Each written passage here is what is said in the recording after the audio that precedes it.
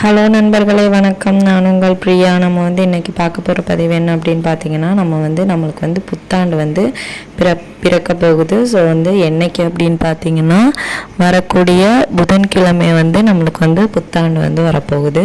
So எல்லாருக்குமே இந்த புத்தாண்டாவது நல்ல ஒரு வருடமாக இருக்க வேண்டும். நம்ம கடவுள்கிட்ட பிரார்த்தனை பண்ணிக்குவோம். உங்களோட இஷ்ட தெய்வங்கள் யாரோ அவங்கள்ட்ட நீங்கள் உங்களுக்கு பிடிச்ச வேண்டுனது என்னவோ அதை கேட்டு உங்களுக்கு இந்த ஆண்டாவது சிறப்பாக இருக்கணும்னு சொல்லிட்டு நானும் கடவுள்கிட்ட பிரார்த்தனை பண்ணிக்கிறேன். அதே மாதிரி எனக்கும் இந்த ஆண்டு நல்லபடியாக அமைய வேண்டுங்கிறதையும் நீங்களும் கடவுள்கிட்ட பிரார்த்தனை பண்ணிக்கோங்க.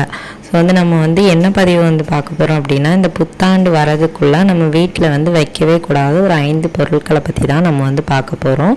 ஸோ அதுக்கு முன்னாடி நம்ம சேனலை நீங்கள் இன்னும் சப்ஸ்கிரைப் பண்ணாமல் பார்த்துட்டு இருந்தீங்க அப்படின்னா மறக்காமல் சப்ஸ்கிரைப் பண்ணி வச்சுக்கோங்க. இந்த பதிவு கண்டிப்பாக உங்களுக்கு உபயோகமாக இருக்கும்னு நினைக்கிறேன். இப்போ வாங்க நம்ம பதிவுக்குள்ளே போகலாம். ஸோ என்ன அப்படின்னு பார்த்தீங்கன்னா, முதல் விஷயமா நம்ம மாற்ற வேண்டியது என்னென்னா, நம்ம வீட்டில் இருக்கக்கூடிய கிளாக்கு கடிகாரம். ஸோ கடிகாரம் உடைந்த நிலையில் இருக்கவே கூடாது. அவங்க எல்லாருக்கும் தெரியும். ஒரு சில பேர் அந்த கடிகாரத்தோட டிசைன் பிடிச்சிருக்கு அப்படின்னு சொல்லிட்டு அது ஒரு ஓரமாக லைட்டாக அந்த கிளாஸ் கீறி இருக்கலாம், இல்லை வேறு ஏதாச்சும் ஒரு துண்டு உடஞ்சிருக்கலாம். ஆனாலுமே அதை மாற்றாமல் வச்சிட்ருப்பாங்க. அதே மாதிரி அந்த அலாரம் வைக்கிற கிளாக்கு, குட்டி குட்டி கிளாக்லாம் பிடிச்சதுன்னா வச்சுட்டே இருப்பாங்க உடஞ்சிருந்தாலுமே. அப்புறம் கையில் கட்டுற நம்ம வாட்ச்சு, அது எவ்வளவு அண்ட பழசாக இருந்தாலுமே நம்ம வச்சுட்டு தான் இருப்போம். யாராச்சும் ஒருத்தங்க கிஃப்ட் தந்திருந்தாங்க, அந்த வாட்ச் ஓடலை, அது சரி பண்ண மாட்டோம். அவங்க ஞாபகார்த்தமாக நம்ம அதை வச்சுருப்போம்.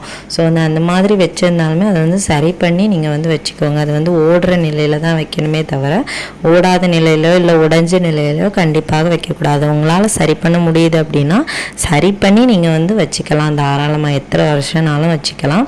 ஓடாத நிலையிலோ உடஞ்ச நிலையிலோ அதை மாற்ற முடியாத பட்சத்தில் நீங்கள் அதை தூக்கி போட்டுருங்க. அது முதல் விஷயம். இரண்டாவதாக நம்ம பார்க்கக்கூடிய விஷயம் என்ன அப்படின்னு பார்த்தீங்கன்னா, நம்ம வீட்டில் நிறைய பொருட்கள் பயன்படுத்துவோம். அது என்ன, நம்ம ஃபஸ்ட்டு நம்ம எலக்ட்ரானிக்ஸ் ஐட்டம்ஸ் பார்த்துடலாம்.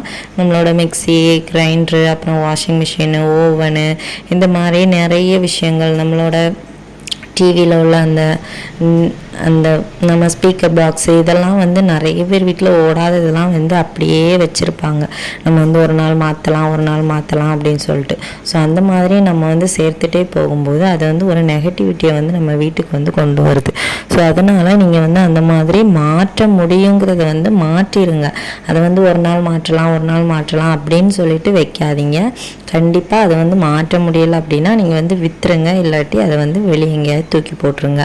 மேக்ஸிமம் நிறைய பேர் கொடுத்துருவாங்க. இதெல்லாம் நம்ம வீட்டை அடைச்சிட்டு இருக்கும்போது கண்டிப்பாக நம்ம வீட்டில் நெகட்டிவிட்டி அதிகமாக ஃபார்ம் ஆகும். ஸோ அதனால தான் நம்ம இதெல்லாம் டிஸ்போஸ் பண்ண சொல்கிறோம்.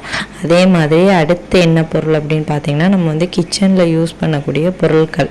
கிச்சனில் இல்லை, நம்ம ஸ்நாக்ஸ் ஐட்டமும் சரி, அப்புறம் கிச்சனில் நிறைய நம்ம மளிகை சாமான்லாம் வச்சுருப்போம். அதெல்லாம் கொஞ்ச நாள் ஆன அப்புறம் அது ஒரு மாதிரி பூச்சி விழ ஆரம்பிச்சிடும். அதே மாதிரி மாவு ஐட்டம், ஊறுகாய், இதெல்லாம் கொஞ்ச நாள் ஆனதுக்கப்புறம் ஊறுகாலாம் பூசணம் பூக்க ஆரம்பிச்சிடும். மாவு ஐட்டம்லாம் ஒரு மாதிரி வண்டு மாதிரியும் ஒரு மாதிரி பூச்சி மாதிரி விழுந்து கட்டி கட்டியாக ஒரு மாதிரி வலை மாதிரி தொங்கிட்டே இருக்கும். ஸோ அந்த மாதிரி கெட்டு போனதெல்லாம் நம்ம ஏன் டிஸ்போஸ் பண்ண சொல்கிறோம் அப்படின்னா, மறுபடியும் நம்ம மறந்து போய் அதை யூஸ் பண்ணுவோம். ஸோ நம்மளோட உடம்புக்கு தான் அது கேடாகும். ஸோ அதனால் நீங்கள் இந்த மாதிரி விஷயங்களெல்லாம் டிஸ்போஸ் பண்ணிடுங்க. நிறைய பேர் எக்ஸ்பைரி டேட் ஆனதுக்கப்புறமா கூட இந்த சாஸு, அப்புறம் நிறைய விஷயங்கள் இந்த ஜிஞ்சர் கார்லிக் பேஸ்ட்டு, இதெல்லாம் யூஸ் பண்ணுவாங்க. ஸோ அந்த மாதிரி இருக்கிறதெல்லாம் மாற்றிடுங்க. கண்டிப்பாக இந்த விஷயத்தை நம்ம கண்டிப்பாக வச்சுட்டே இருக்கக்கூடாது. நம்ம சமையலறைங்கிறது மகாலட்சுமி வாசம் செய்யக்கூடிய இடம். ஸோ அந்த இடத்துல இருக்க பொருட்களும் நம்மளுக்கு நீட்டாக இருந்துச்சு அப்படின்னா கண்டிப்பாக நம்மளுக்கு பணப்புழக்கங்கள் அதிகமாக இருக்கும். அதில் நம்ம இந்த பூச்சி பிடிக்க வைக்கிறது, அப்புறம் தூசி பிடிக்கிறது, அப்புறம் இந்த வளையான் வர மாதிரி வைக்கிறது, இந்த மாதிரியெல்லாம் வைக்கும்போது நம்மளுக்கு பண கஷ்டம் அதிகமாகும். குடும்பத்துக்குள்ளே பிரச்சனை வரும், கணவன் மனைவிக்குள்ளே பிரச்சனை வரும். நம்ம தெரியாமல் செய்கிற ஒவ்வொரு விஷயத்தினால கூட நம்ம ரொம்பவே கஷ்டப்படுவோம். ஸோ அதனால் இந்த மாதிரி விஷயங்களெல்லாம் கண்டிப்பாக நீங்கள் பார்த்து டிஸ்போஸ் பண்ணிடுங்க. அதுக்கப்புறமா 4வது விஷயம் என்ன அப்படின்னு பார்த்தீங்கன்னா, நம்ம யூஸ் பண்ணுற ட்ரெஸ்ஸு. நம்ம போடுற ட்ரெஸ்ஸு வந்து சின்னதானாலும் நம்மளுக்கு பிடிச்சிருந்துச்சு அப்படின்னா நம்ம வந்து அப்படியே வச்சுட்டே இருப்போம். ஒரு சில பேர் வந்து பார்த்திங்கன்னா சின்ன வயசில் நம்மளோட சின்ன வயசுலலாம் தெரியும், நம்ம சின்ன ட்ரெஸ்ஸெல்லாம் வந்து நம்ம வீட்டில் வந்து தலையணைக்குள்ளே வச்சு தலையணை தைச்சி யூஸ் பண்ணுவாங்க. அப்புறம் கொஞ்ச நாள் ஆனதுக்கப்புறம் டிஸ்போஸ் பண்ணிடுவாங்க. ஆனால் இப்போ நம்ம அப்படி கிடையாது. ஒரு சில பேர் வந்து அவங்களுக்கு பத்தலை பிடிக்கல அப்படின்னா மற்றவங்களுக்கு வந்து கொடுக்குறாங்க. ஒரு சில பேர் வந்து கொடுக்காம அவங்களையே வந்து வச்சுக்குவாங்க. ஸோ அந்த மாதிரி உங்களுக்கு வந்து யாருக்கும் கொடுக்க விருப்பம் இல்லைன்னா அது வந்து வேறு ஏதாவது முறையில் வந்து நீங்கள் வந்து டிஸ்போஸ் பண்ணிடுங்க. ஸோ அந்த மாதிரி நிறைய ட்ரெஸ்ஸை வந்து சேர்த்து வைக்கிறது, அடைச்சி கெட்டி லாஃப்ட் மேலெலாம் நிறைய பேர் வந்து போட்டிருப்பாங்க. ஸோ அந்த மாதிரியெல்லாம் வைக்கவே கூடாது.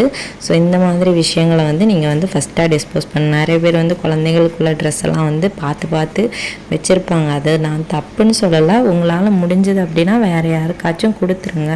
அப்படி கொடுக்க முடியலை, கொடுக்க விருப்பம் இல்லை அப்படின்னா நீங்கள் உங்களால் எப்படி டிஸ்போஸ் பண்ண முடியுமோ அப்படி டிஸ்போஸ் பண்ணுங்கள்.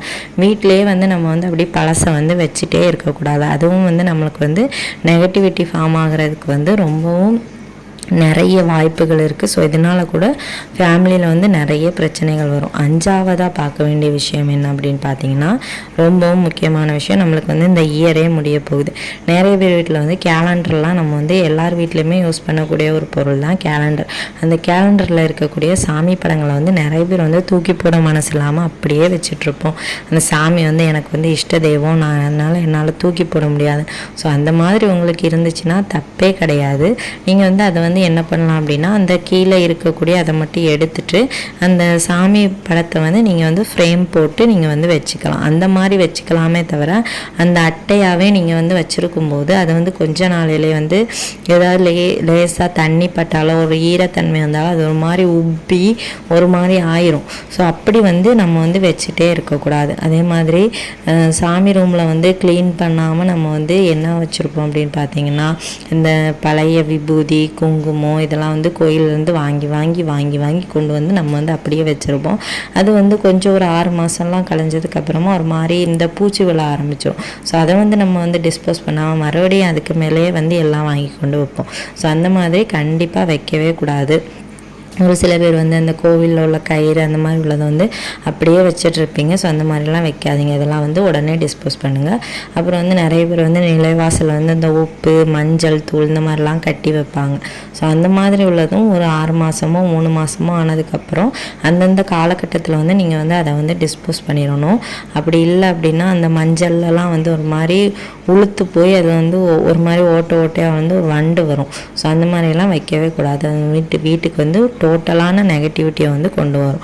ஸோ அதுக்காகத்தான் இந்த மாதிரி பொருட்களை வந்து டிஸ்போஸ் பண்ண சொல்கிறோம். ஸோ உங்களால் இந்த பதிவை வந்து பார்க்க முடிஞ்சது அப்படின்னா, உங்கள் வீட்டில் இந்த 5 பொருட்கள் இருந்தது அப்படின்னா கண்டிப்பாக நீங்கள் வந்து டிஸ்போஸ் பண்ணிடுங்க.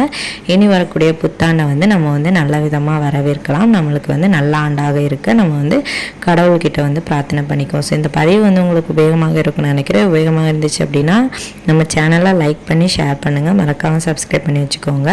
இந்த வீடியோவின் முழு பதிவை பார்த்ததற்கு மிக்க நன்றி.